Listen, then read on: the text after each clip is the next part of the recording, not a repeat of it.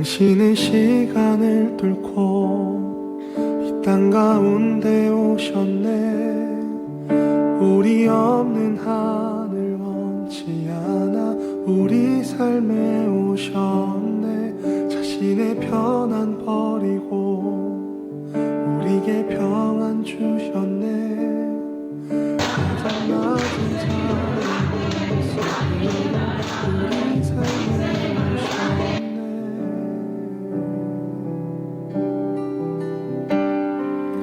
하나님 우리와 영원히 함께 하시네.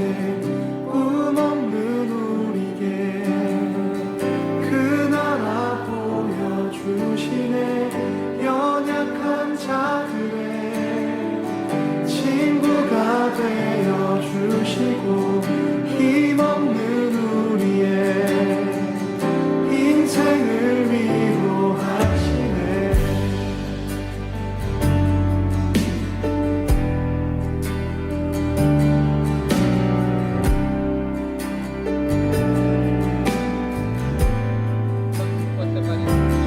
당신의 시간을 뚫고 땅 가운데 오셨네. 우리 없는 하늘 원치 않아 우리 삶에 오셨네. 자신의 편안 버리고 우리에게 평안 주셨네.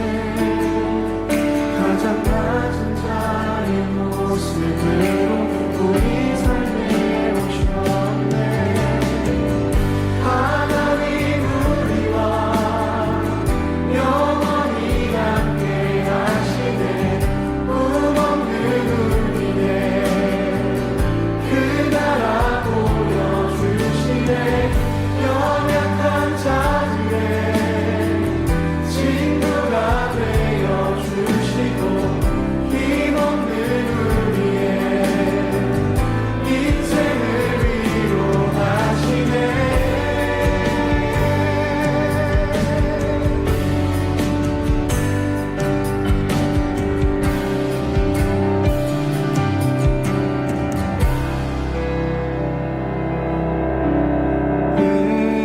예수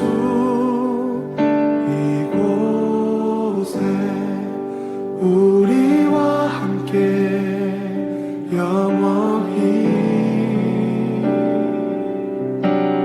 예수 이곳에 우리와 함께 영원히. 예수 이곳에 우리와 함께 영원히.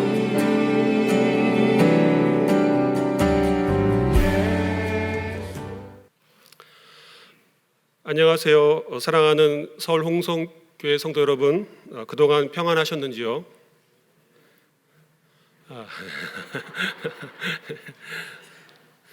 오늘 말씀과 더불어 이 선교 보고의 시간을 가지게 되어서 너무나 반갑고 기쁩니다. 2020년도에 제가 한국을 방문했었는데 그때는 여러분 아시는 것처럼 코로나가 참 상황이 심각해서 이 교회를 방문하지도 못하고 또 사람들을 만나지 못하고 그냥 있다가 선교지로 돌아가야만 됐습니다. 성도 여러분, 정말 코로나 이 시기에 정말 고생 많으셨습니다. 이제 상황이 좀 많이 좋아져서 함께 이렇게 모여서 예배하고 함께 교제할 수 있어 하나님께 감사드립니다. 2년 만에 한국을 방문하게 되는데요. 참 한국 사회와 교회에 많은 변화가 있었음을 느끼게 됩니다. 저희 가정 역시 이 기간에 큰 변화가 있었고 또 때론 인내하고 다져지는 시간이었습니다. 오늘 말씀 시간 가운데 하나님 어떻게 저희 가족을 돌보시고 인도하셨는지 은혜를 나누면서 주님께 나가는 시간 되기를 원합니다. 저희 부부는 이제 선교사로서 2008년도 8월에 인도에 가게 됩니다. 인도가 큰 나라인데 인도에서도 콜카타라는 그러한 지역에 가게 됩니다. 콜카타라는 도시 여러분 들어보셨습니까? 특이하게 우리 홍성교회에서 파송으로 선교사님 보내신 이웅지 선교사님 사역하신 곳이 어디죠? 이웅지 선교사님 사역하시는 나라가 어디죠? 방글라데시지 않습니까? 이 콜카타에 있는 그러한 사람들이 이 방글라데시아 사람들과 같은 민족입니다. 같은 벵갈 민족이에요. 그러니까 원래는 방글라데시 여러분 역사적으로 원래 같은 그런 원래 민족이었는데 이게 나라가 나눠지게 되죠. 우리 남북한은 이념 때문에 나눠졌는데 이 저희가 있는 콜카타가 웨스트 벵갈이라는 그런 주거든요. 근데 여기는 인도로 왔는데 왜 인도로 왔냐면은 이 지역은 힌두교를 믿는 사람들이기 때문에 이렇게 오게 되고 또 이쪽 방글라데시 사람들은 같은 민족임에도 불구하고 무슬림을 믿기 때문에 너무나 이 민족이 싸우다 보니까 그냥 나라가 그렇게 나눠지고 이 분리가 되게 되었습니다. 제가 있었던 지역이 바로 이 벵갈 민족이라는 그 사람이 많이 살고 있는 그 인도에서도 이 방글라데시랑 같은 이 접경지대에 있습니다. 이 콜카타에서 버스로 한 3-4시간만 가면은 방글라데시에 갈 수가 있습니다. 제가 사는 이 지역에 많은 그 벵갈 민족을 볼 수가 있고 또 저희가 사역했던 언어도 벵갈어를 사용했습니다. 그러니까 제가 인도에서 콜카타에서 벵갈어를 사용하고 있는데 동일하게 방글라데시 가면은 그 말이 통할까요? 안 통할까요? 통합니다. 통해요. 재미있는 일이 아닐 수가 없습니다. 저는 이렇게 인도 콜카타에 들어가서 2년 동안 이 벵갈어를 배우고 난 다음에 사역을 본격적으로 시작하게 되었습니다. 그곳에서 사역은 교회 개척과 또 현지 목회자, 지도자 훈련 사역을 하였습니다. 이렇게 사역을 하다가 인도가 2014년부터 집권 정당이 바뀌게 됩니다. 집권 정당의 이름은 인도 국민당이라는 그런 당인데요. 이 당의 성격은 뭐냐면은 강경 힌두교 정당이었습니다. 종교색이 강한 그러한 정당이었습니다.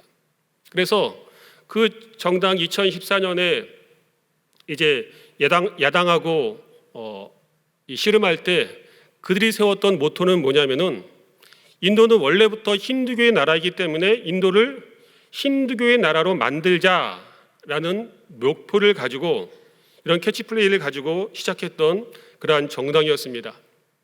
근데 놀랍게도 이 정당이 집권 여당을 물리치고 압도적인 표 차이로 이제 2014년부터 인도를 집권하기 시작하였습니다. 그리고 이 정당은 인도를 힌두교의 나라로 만들기 위해서 반종교 개정법을 만들게 되었습니다. 이 반종교 개정법의 이 의미는 뭐냐면은 힌두교인들이 다른 종교로 개종하는 것을 금지하는 법안이었습니다. 힌두교인들이 다른 종교로 이 기독교인 특별히 이렇게 가는 것을 막는 법안이었습니다. 그래서 이 법을 인도의 각 주마다 통과시켰습니다. 이 법의 영향으로 힌두교가 아닌 다른 종교를 가진 인도인들, 특히 크리스찬들은 사회에서 차별받고 때로는 핍박을 당하고 있습니다. 제가 사역했던 이 사역지의 이 교회들은 이 콜카타에서 좀 떨어진 샬갈이라는 그런 지역이었는데요. 이 지역의 성도들은 그 사람들이 기독교인이라는 이유로 살고 있는 마을에서 강제로 이사 가야 한다고 협박을 받습니다. 또한 이런 인도 국민당의 사주를 받은 이 이웃 사람들이 당신은 기독교인이기 때문에 이 마을에서 이사 가야 한다고 협박을 받기도 하였습니다. 또한 이 사람들이 성도들의 집에 와서 난동을 부리는 일들이 종종 발생하였습니다. 심지어 기독교인들이 자신들의 그런 교회에서 주일날 또 이렇게 예배를 평화스럽게 드리는 가운데 저 뒤에서 이 꽹과리 그런 악기들을 이렇게 동원하면서 치면서 그냥 이 예배당에 난입을 하는 것이었습니다. 예배를 방해하고 또 소동을 부리는 일들이 교회에서 종종 발생하였습니다. 또한 인도에서 사역하는 선교사들은 선교 활동을 한 사실이 드러날 경우 추방을 당하거나 또 이런 확실한 선교사가 앞에서 설교하거나 세례를 주는 그런 확실한 이 증거가 없으면은 좀 의심이 간다고 이 생각이 들면은 인도에서 체류하는 비자를 받지 못하는 일이 많아졌습니다. 저희 부부는 이런 상황 가운데 기도하면서 이제 계속 인도에 거주하기 이런 비자 상황과 인도의 상황 때문에 있는 것이 힘들겠다고 생각하고 또 비거주로 인도 선교를 하면서 또 새로운 선교지 확장을 위해서 13년 동안 사역한 인도를 떠나기로 결정하였습니다.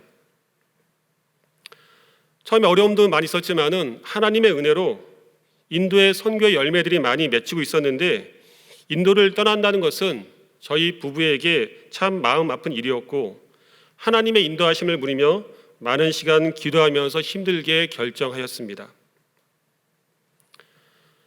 2020년 3월에 인도는 이 코로나 상황 때문에 국가 봉쇄령을 발동하게 됩니다. 국가 봉쇄령. 그래서 사람과의 접촉을 막기 위해서 아예 그 사람이 집 밖에 나가는 것을 금지시켰습니다. 꼼짝없이 3월부터 집 안에만 있어야만 됐습니다. 하루에 1시간 정도 생필품을 구하는 것 이외에는 집 밖으로 나갈 수 없었습니다.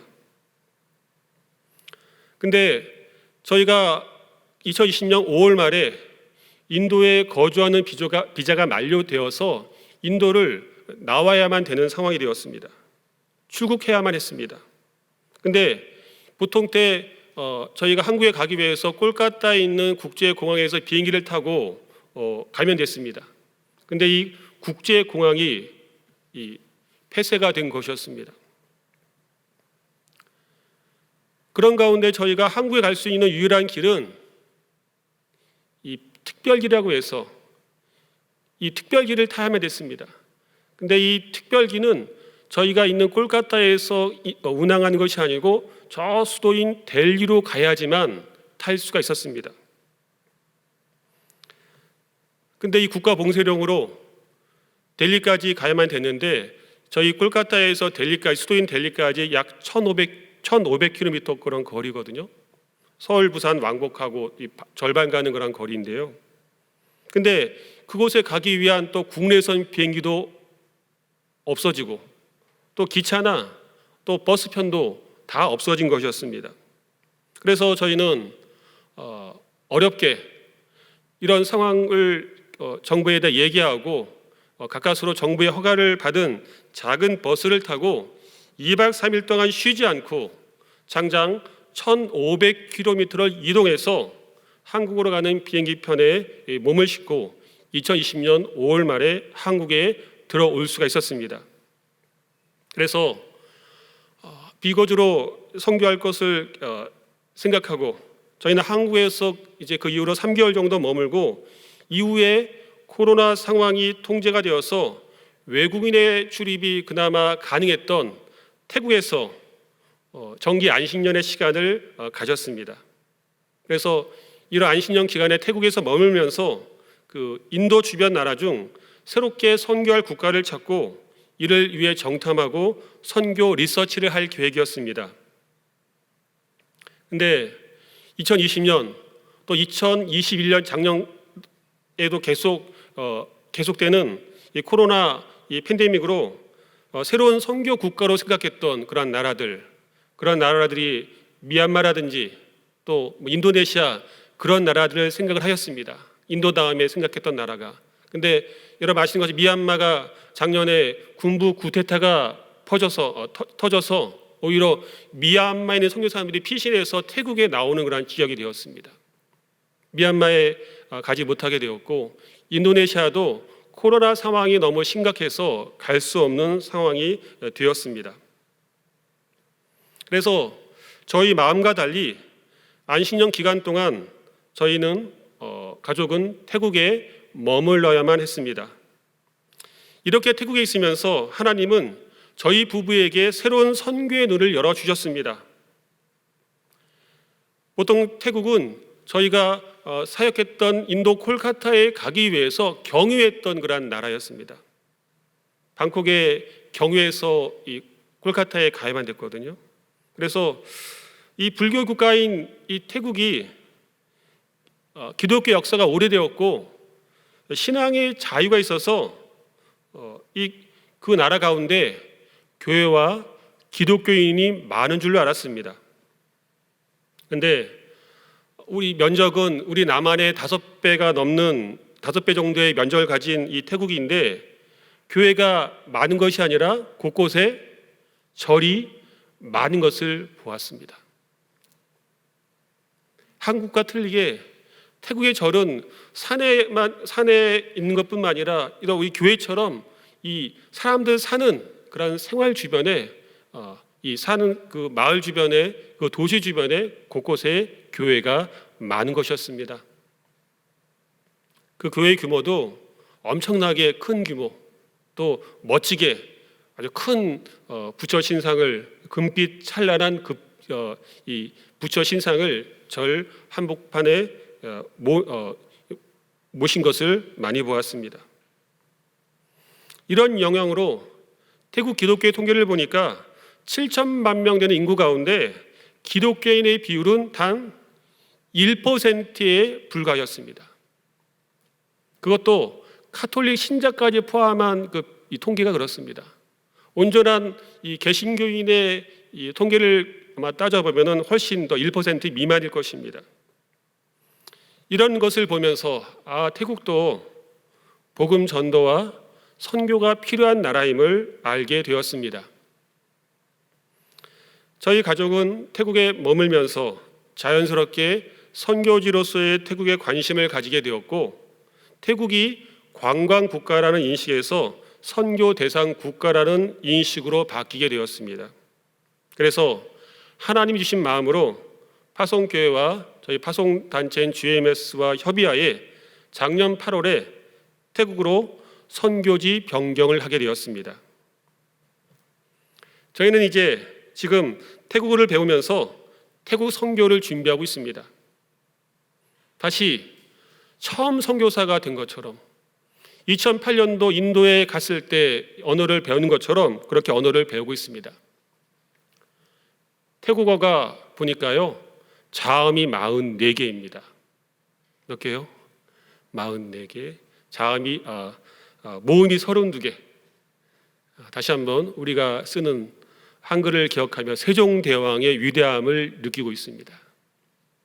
아내와 같이 다시 이 태국어를 배우면서 우리가 예전에 배웠던 벵거라가 훨씬 쉬웠어. 그런 말을 종종 하게 됩니다. 왜냐하면 벵갈어는요, 저희 말 어순과 같습니다. 그죠? 어순만 같아도 영어가 우리가 어려운 게 어순이 좀 틀려서 어렵지 않습니까? 근데 어순이 같으니까 그냥 거기에 맞춰서 단어 뜻만 생각하면은 그렇게 생각나는 대로 이렇게 저희 말대로 하면 됩니다. 근데 태국어는요, 보니까 어순도 틀리고요, 영어의 어떤 이런 문법도 아니고요, 또 아까 말씀드린 것처럼 자음과 모음도 많고, 또한 무엇보다 이 말에는 성조가 있습니다. 성조가 있어서 5가지의 성조가 있습니다. 똑같은 이런 마이크라는 이 단어에도 5가지의 성조가 있어서 그 마이크를 어떻게 이 성조를 하냐에 따라서 그 뜻이 마이크가 될 수 있고 동물도 될 수 있고 어떤 사람도 될 수 있는 그런 상황이 발생하게 됩니다. 이렇게 언어를 배우면서 또한 아까 보셨던 것처럼 작년 말부터 태국 현지 교회들을 방문하면서 앞으로 태국 선교의 방향을 모색하고 있습니다. 저희들이 태국에 거주하지만 그동안 해왔던 인도 선교를 중단하는 것은 아닙니다. 사역했던 인도의 교회들은 이 코로나 기간 중 참으로 어려운 시기를 보내고 있습니다. 한창 코로나가 심한 2000년도 그 7월달, 8월달에 여러분 뉴스를 보셔서 아신 것처럼 하루에 확진자의 숫자가 몇십만 명씩 발생하여서 하루에 몇천 명씩 죽는 그런 일들이 있었습니다. 지금은 그 정도는 아니고 많이 코로나의 위험한 상황은 많이 지나갔지만 또 올해 지금 한국이 더운 것처럼 인도가 상반기에 엄청나게 더웠습니다.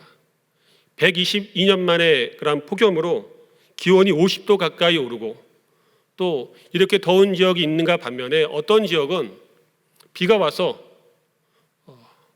폭우가 발생하고 수의 피해가 발생한 지역이 많았습니다. 인도 경제의 악화로 인해서 생필품 가격이 폭등하고 또 그런 가운데 경제적인 어려움을 당하는 성도들이 많이 있습니다.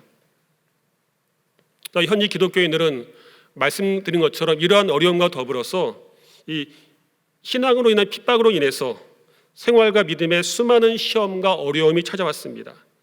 이것을 견디어가는 인도 성도들을 볼 때 참 마음이 아픕니다. 하지만 선교사가 함께 없는 상황 가운데 사방으로 우겨쌈을 당하고 질그릇 같은 연약한 성도들이 믿음을 지킬 수 있음은 하나님께서 그들과 함께 계시고 그들을 친히 돌보고 계시기 때문이었습니다. 현재 인도 제가 사역했던 샬가리아 지역 7교회는 현지 목회자들을 중심으로 교회가 운영되고 있습니다. 작년 성탄절에는 보통 그때 그 성탄절 기간에는 제가 사역했던 이 7개의 교회 성도들이 모여서 함께 연화 예배를 드리거든요. 그런 가운데 7교회 성도들 가운데 24명의 성도가 세례를 받고 주님의 자녀가 되었음을 증거하였습니다. 인도 성도들에게 세례받는 것은 이제 내가 하나님의 자녀가 되었으니까 고난도 핍박도 함께 받고 예수님처럼 십자가를 내가 지겠습니다라는 의미입니다. 올해 부활절에도 이와 같은 세례식이 있었고 10명의 성도들이 세례를 받는 일이 있었습니다. 인도의 주 가운데 제가 사역했던 이 콜카타는 웨스트 벵갈주고요. 그 옆에 오리사라는 그런 주가 있습니다. 이 지역은 더욱더 이 힌두교 정당의 영향으로 인해서 핍박이 그런 심한 그런 주입니다. 이 주의 러아빠라 가정교회는 그동안 사역했던 전도사님의 집 복도에서 예배를 드렸습니다. 이 교회는 힌두교 이 극우 정당의 위협과 핍박 가운데서도 예배를 드리면서 또 그런 어려움 때문에 예배 처소를 몇 번씩 옮겨 다니는 그런 일들이 있었습니다. 옮겨 다니면서 그런 가운데 예배를 드렸습니다. 근데 그런 가운데도 주님의 은혜로 성도들이 조금씩 늘어서 17가정 70여 명까지 성도가 성장하였습니다. 아까 보신 영상에서 이 어떤 집 이 옆에 지붕 처마 밑에서 예배를 이렇게 드리지 않습니까? 근데 더 이상 그렇게 예배를 드릴 수 없는 상황이 있게 되어서 이 성도들이 안 되겠다. 이제 앞으로 우리 좀만의 그러한 예배당이 필요하겠다 생각을 하여서 그들이 2년치 이 헌금을 모으기 시작합니다.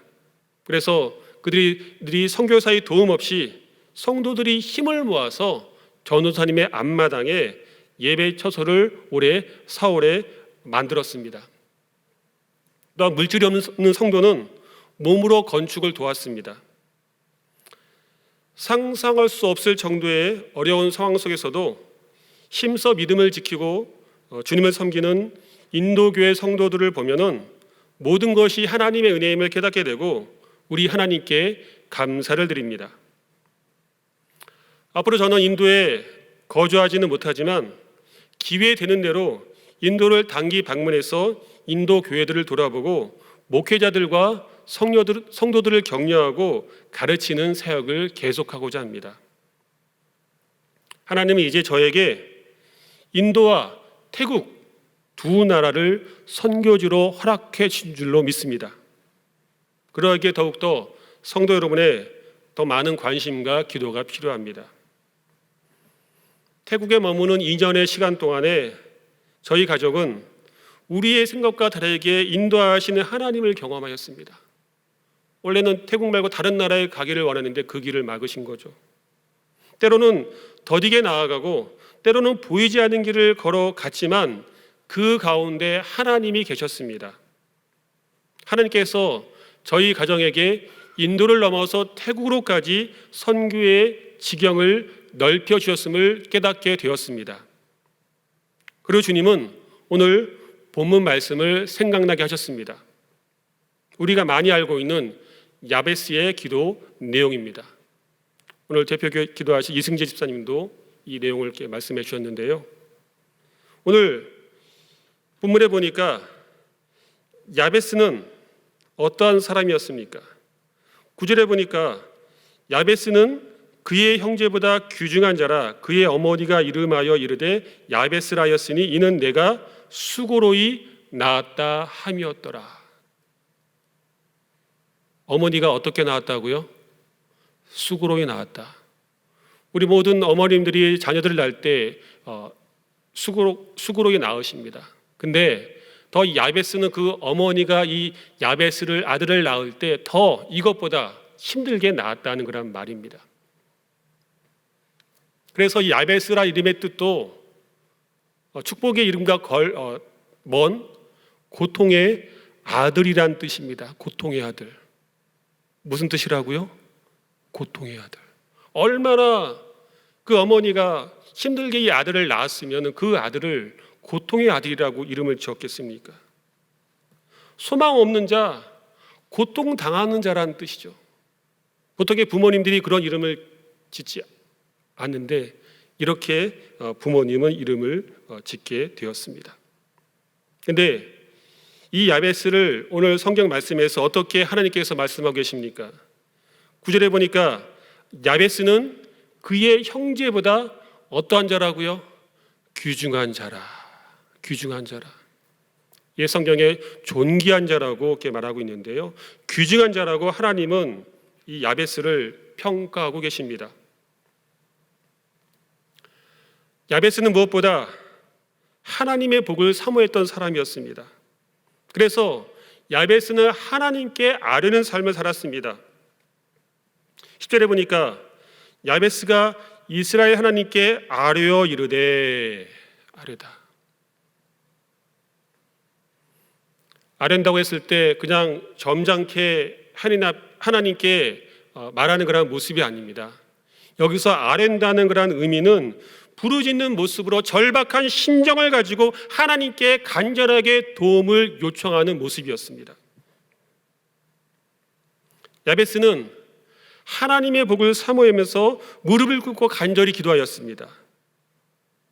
그 기도의 내용이 무엇입니까? 10절에 보니까 주께서 내게 복을 주시려거든 예전 성경에 보니까 나에게 복의 복을 더하사 나의 지역을 넓히시고 주의 손으로 나를 도우사 나로 환난을 벗어나 내게 근심이 없게 하옵소서 하였더니 하나님이 그가 구하는 것을 허락하셨더라. 아멘. 왜 야베스는 이렇게 기도했을까요? 왜 나의 지경을 넓혀달라고 주의 손으로 주님 나를 도와달라고 그렇게 기도했을까요? 야베스는 자신이 연약하고 부족했던 것을 잘 알았던 사람이었습니다. 하지만 그런 가운데서도 야베스는 하나님의 더 큰 일들을 감당하기를 원했습니다. 자신의 이런 연약한 상황을 넘어서 주님의 더 큰 일들을 감당하기를 원했기 때문에 이렇게 기도하였던 것이었습니다. 인도에 계속 거주할 수 없는 상황 가운데 어떤 길로 나아가야 할지 하나님께 기도할 때 주님은 저에게 새로운 길을 열어주셨고 저의 지경을 넓혀주셨습니다. 그동안 몇 번씩 말씀드렸던 것처럼 인도에 가기 위해서 경유하면서 태국을 방문하였습니다. 근데 제가 막상 이제 태국에서 살기로 생각하니까 약간의 걱정들이 있었습니다. 왜냐하면 저희가 인도에서 나올 때 특별기 편에 탈 때 저희의 짐은 한정된 가족이 큰 짐 하나, 작은 캐리어 하나만 가지고 나왔습니다. 모든 그동안 사용했던 물건들을 다 두고 나와야만 됐습니다. 코로나 상황 가운데 제대로 집을 정리하지 이사도 이렇게 못 가는 그런 이 상황이 되어서 트럭도 안 다니니까요. 그냥 아는 선교사님한테 집 열쇠 맡겨드리고 알아서 나중에 코로나 좀 풀리면은 그때 이사 다니고 짐 정리할 때 정리해 주세요 하고 나왔습니다. 그런 물건들 다 두고 왔기 때문에 다시 태국에 와서 생활할 물건들을 다시 장만해야만 됐습니다. 근데 보니까 인도보다 태국이 전반적으로 물가가 비쌌습니다. 자녀의 교육비도 약 1.5배, 2배 정도 비쌌던 것 같습니다. 그래서 이 새로운 환경에서 적응하고 또 이렇게 나중에 태국에 가서 잘 정착할 수가 있을까? 그런 작은 염려들이 있었지만은 감사하게 주님께서는 저희가 그곳에서 집에서 지내게 하시고 또 지난 2년 동안 큰 어려움 없이 태국에서 살게 하셨습니다. 저희 아들도 잘 태국에서 공부하고 있습니다. 또한 저희 가족의 건강을 지켜주셨습니다. 주의 손으로 나를 도우사 나로 환난을 벗어나 근심이 없게 하옵소서. 이런 말씀의 응답을 체험하였습니다. 하나님의 도우심과 인도하심이 저희 가정 가운데 함께 하셨습니다. 할렐루야. 또한 주위에 좋은 선교사님을 보내주셔서 태국 정착에 어려움이 없게 하셨고 이곳에서 사역을 준비하고 계획하는데 많은 도움을 받을 수가 있었습니다. 이 또한 주님의 은혜였습니다.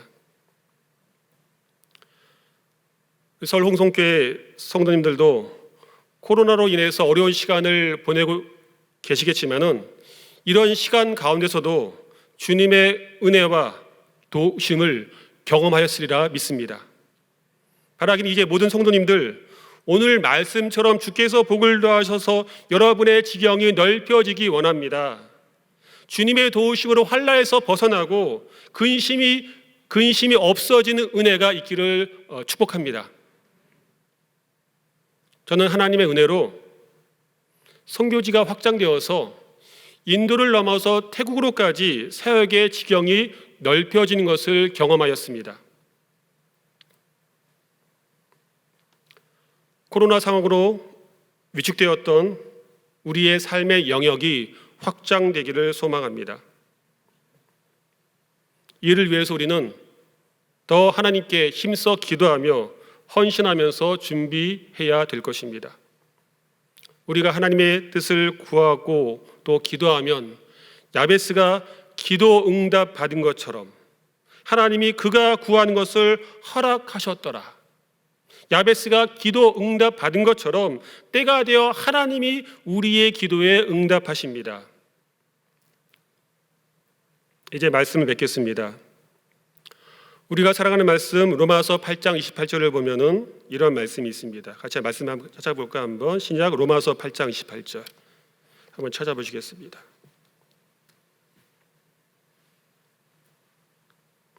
신약 로마서 8장 28절. 자, 제가 한번 우리 여러분 잘 아시고 사랑하시고 또 암송하는 거라는 말씀일 겁니다. 우리 암송하시는 분들 같이 암송하시면서 같이 한번 읽어보겠습니다. 로마서 8장 28절 같이 하겠습니다. 시작. 우리가 알거니와 하나님을 사랑하는 자 곧 그의 뜻대로 부르심을 입은 자들에게는 모든 것이 합력하여 선을 이루느니라. 아멘. 믿음을 지키면서 살기 힘든 이 시대에 우리는 무엇보다 하나님을 사랑해야 합니다. 또한 하나님의 사랑 안에 머무는 삶을 살아야 합니다. 하나님을 사랑하는 자를 본문에서 이렇게 다시 말하고 있습니다. 어떻게 말하고 있죠? 하나님을 사랑하는 자, 곧 그의 뜻대로 부르심을 입은 자들. 그러니까 그의 뜻대로 부르심을 입은 자는 또 어떤 사람이 될 수가 있는 거죠? 하나님을 사랑하는 자가 될 수가 있는 거죠. 같이 이 두 어구가 같은 말입니다. 하나님을 사랑하는 자는 곧 하나님의 뜻대로 부르심을 입은 자가 될 수가 있고, 하나님의 뜻대로 부르심을 입은 자는 어떤 자가 되는 것입니까? 하나님을 사랑하는 자가 될 수가 있습니다. 여러분, 하나님을 사랑하십니까? 하나님을 사랑하는 자는 하나님의 목적대로 사는 사람이 될 수가 있습니다. 나의 뜻이 아닌 하나님의 뜻대로 사는 그러한 자가 될 수가 있습니다. 이런 사람이 하는 일은 모든 것이 합력하여 선을 이루십니다. 일을 내가 하는 것 같지만 실상은 하나님이 주체가 되어서 하나님의 뜻을 이루어 가십니다. 야베스는 하나님을 사랑하는 자였습니다. 또한 하나님의 부르심을 입은 자였습니다. 그러하기에 그 지경이 넓혀지는 역사가 일어날 수가 있었습니다. 오늘 본문에서 구체적으로 어떤 일이 일어난 건 잘 모르겠지만 그 지경이 기도하고 응답된 것을 보면은 그 지경이 넓혀진 것을 볼 수가 있습니다. 하나님께서 이 땅의 교회와 성도의 모습 중 가장 기뻐하는 것 가운데 하나는 선교와 전도입니다. 이 땅에서 한 영혼이 주님께 돌아올 때 주님은 그 무엇보다 가장 기뻐하십니다. 우리가 믿지 않은 사람에게 전도하다가 낙심되고 어려움을 당할 때도 있습니다. 하지만 하나님은 이런 모든 일들을 통해서 선하게 역사하시는 분이십니다. 선교는 하나님이 하십니다. 주님의 일을 주님이 친히 하십니다. 오늘 예배를 통해서 하나님의 일을 믿음으로 감당하고 주님이 기뻐하시는 복음의 지경이 넓혀지는 우리 모든 성도님 되시기를 다시 한번 축복합니다. 또한 주님이 함께 하셔서 환난만 이 세상에서 벗어나 근심이 없는 삶을 사시기 바랍니다. 우리의 목적과 동기가 하나님의 뜻 가운데 있으면 하나님은 우리의 소망과 기도를 들어 응답하십니다. 아무쪼록 이 땅에서 하나님과 동행하고 하나님의 복을 사모함으로 하나님께 찬양과 감사하시는 삶을 사시는 저와 여러분이 되기를 간절히 소망합니다. 아멘. 기도하시겠습니다.